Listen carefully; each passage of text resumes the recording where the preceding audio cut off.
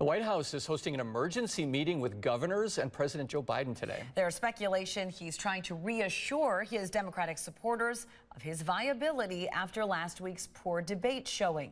But Wisconsin Governor Tony Evers is not joining in on that meeting. Our State Capitol Bureau Chief Vanessa Kelsson shares what could be next. March 31st, 1968. The announcement that shocked the nation. I shall not seek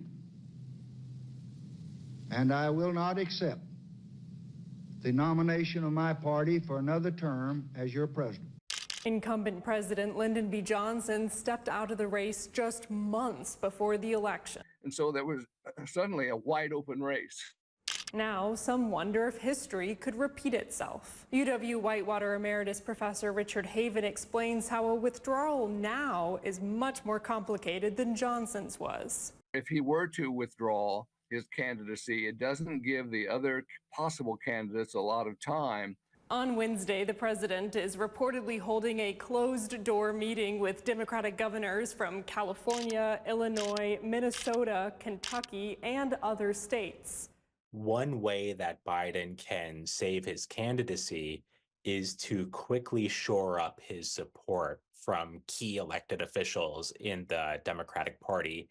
And governors are very important elected officials within the parties. I think they're really trying to make a decision. Do they continue to support him, or do they join the course of others? But Governor Tony Evers of Wisconsin will not be in attendance. Despite multiple requests for comment, his office did not provide an explanation.